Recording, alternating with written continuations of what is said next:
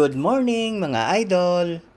Umpisahan na nating maghiwa ng ating mga ingredients. Magdidikdik lang ako ng bawang at maghihiwa lang din ako ng ating sibuyas. Ang lulutuin natin for today's mga idol ay luluto tayo ng ginisang tokwa. At syempre para special ang ating tofu or tokwa, lalagyan natin siya ng crispy pili nuts. For today's video natin, ginisang tofu or tawagin nating tokwa. Simple lang mga idol ang ating luto ngayon. Sasahugan lang natin siya ng hipon na tira ko pa kahapon. At ilalagay natin ang ating mga ingredients sa ating chopper at ang ating pili nuts.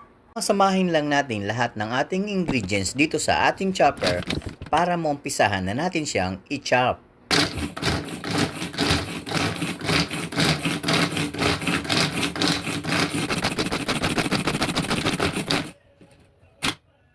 At maglagay tayo ng 2 scoop ng cornstarch para sa ating pampalapot. At maglalagay din ako dito ng ating oyster sauce.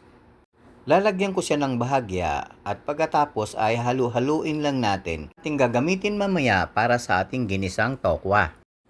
Una, nagprito muna ako ng ating tokwa, kwadrado lang ang size. Tipong maging brown lang ang kulay. Sundan nyo lang ako mga idol at mag-uumpisa na tayong magluto. Maglalagay lang tayo ng mantikilya na tinatawag nating margarine. Igisa lang natin ang ating bawang at sibuyas sa ating margarine. Halu-haluin mo lang ng bahagya bago mo isunod ang ating hipon na tira ko pa kahapon.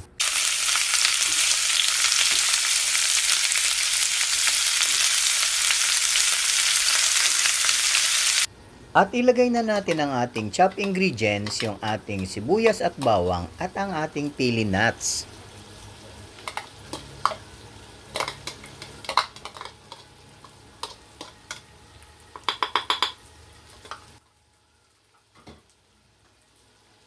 At ituloy lang natin sa paghalo mga idol para i-absorb na ating hipon ang ating mga ingredients.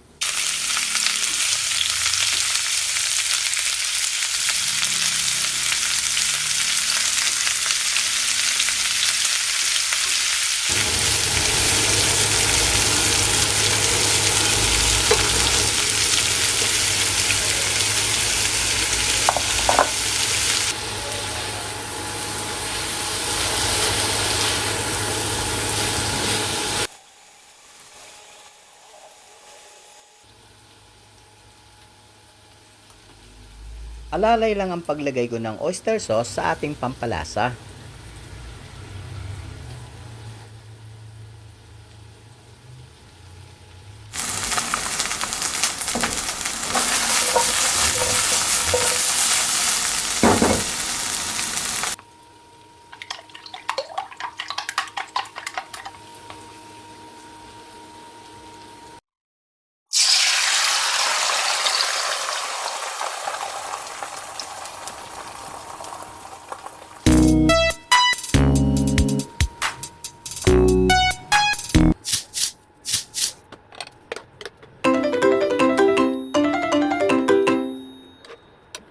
At na-achieve ko na nga ang lapot na gusto ko, titikman na natin ngayon at huhusgahan.